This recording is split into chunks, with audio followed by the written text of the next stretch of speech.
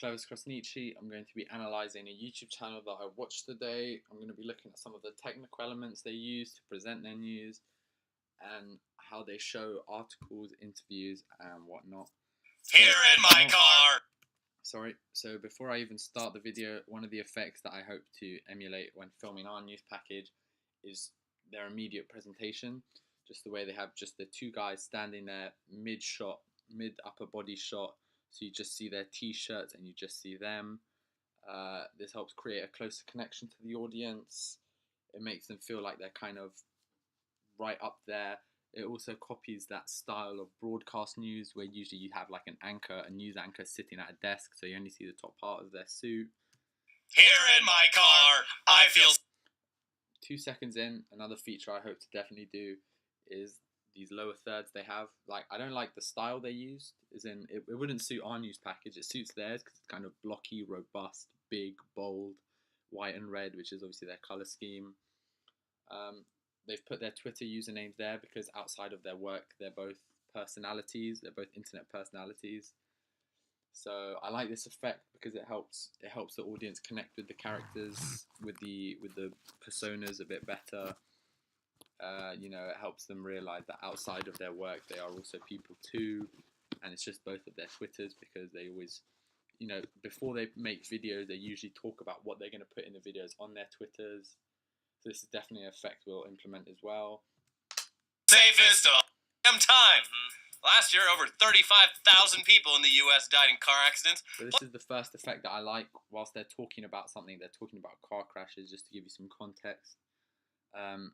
They've got footage. Instead of just the camera being on them for 10 straight minutes, the sound switches from diegetic to non-diegetic because now what they're talking about is footage that they've put instead for the viewer to watch.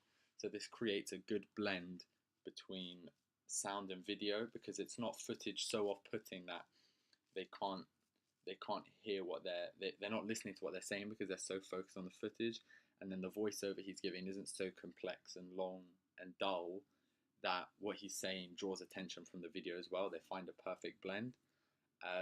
Honing in on this, a technical element that I like that they use is the fact that if you look behind them, the video is not in full screen, so they have a red backdrop, and then the video itself has a drop shadow as well. If you look down in the bottom corners, this just helps amplify and kind of create the blend, because I feel if it was in full screen, the video would take too much attention away from what he's saying, and then the viewer might have to rewatch it or might just be left clueless as to what he's talking about. So that small technical element helps in a huge way. If we just skip forward a bit, the autonomous car community and for lawyers and insurance companies, it's an almost unanswerable question that nobody really wants to address. But Mercedes-Benz. So to give some context, he's just talking about self-driving cars. So what they've done here is, in the previous instance, it was lots of different clips of car crashes, whereas in this instance, it's just one video of a self-driving car, as you can see here. Another effect that I like that they use to help create the blend between good audio and good video is in the bottom left here. They have a lower third image of the YouTube channel that they got the video from, which is Wired. So they're sourcing their video, which again helps create this. It helps create a difference between the video and the audio, because it's, to them saying, hey, this isn't our video, we're referencing a different article, we're referencing all kinds of things, we're not making this stuff up. So that's an effect I like. If we just skip forward, and again, this is another really impressive technical element here that something I think our group will also definitely use is safety and driver assistance. Christoph von Hugo said, if you know you can save at least one person, at least save that one. So the context, just before where I started, they're talking about how an executive at Mercedes gave an interview on self-driving cars. So almost like the mise-en-scène here is great because you can see Mercedes in the background here, so you know what they're talking.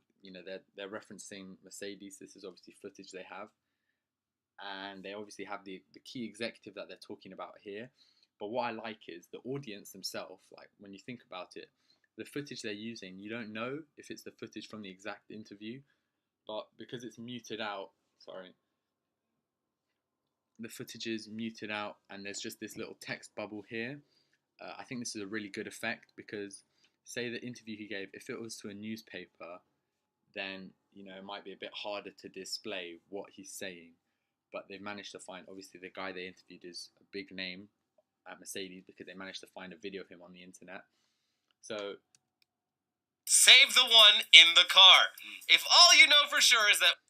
So you don't know what he's saying in the video, but because they're reading over exactly what he said from this speech bubble here, the viewer kind of gets the view that, hey, look, it's him talking, and then this is exactly what he's saying, even though it's blurred out.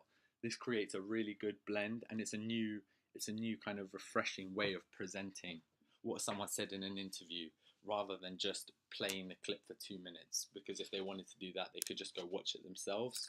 So it's definitely a more entertaining way of showing what the person is saying.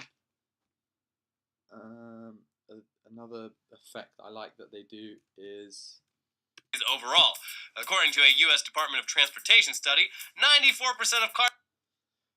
So if you look here, what they've done is they have a big article in the background, but they're only referencing a small part of the article. So then they just blur the background out and then they enhance the bit of the article that they're referencing. I like this because if they didn't leave the original article in the background, it might create some confusion for the viewer because they might think they're now referencing a different article, but they haven't shown the switch. So doing this shows that they're still referencing the same article and they've just honed in on a different part of the article.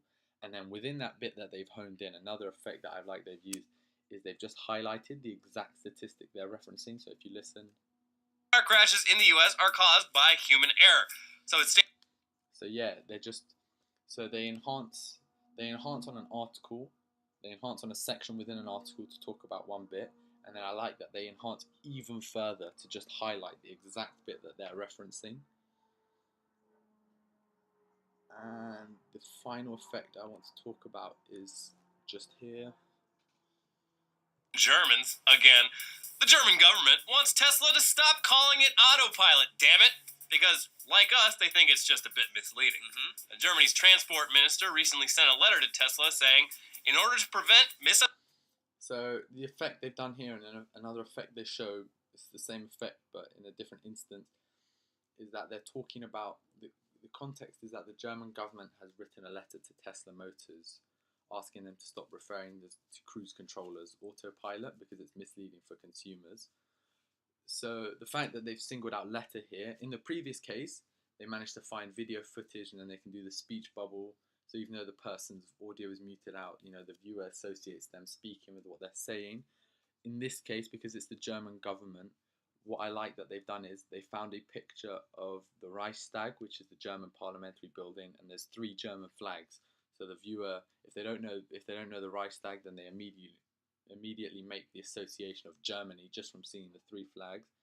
And then they go over to another building, which this is the German transport minister's building. And so now they have the speech bubble again, where if you listen, they're just exactly what's said on the screen is what they're reading is out. No longer used in advertising the system. The transport ministry also sent letters to Tesla owners in Germany. And then if you see here in the article, what I like that they've done here is full control of the aircraft. It just automates the plane's basic trajectory and makes sure it doesn't drift. Responding to... So they're now referencing an article. So they've got like a zoom effect going down the article. So it starts at the top and it goes down. The German government's demand. So the audience can see the title and they can see a picture associated with the article. A Tesla spokesperson told Ars Technica, Tesla's autopilot... And now this is an effect that I also really like. It relates back to the previous one about the German Parliament.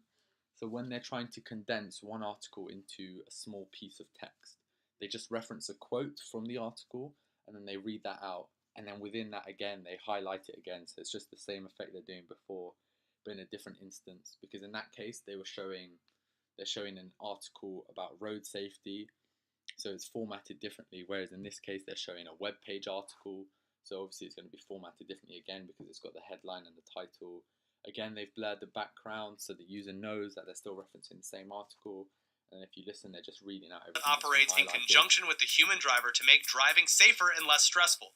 This is how the term has been used for decades in aerospace, to denote a support system that... And yeah, those are just some technical elements that I really think our group could most definitely benefit from, and it could definitely help our presentation with our course. Thank you very much for watching.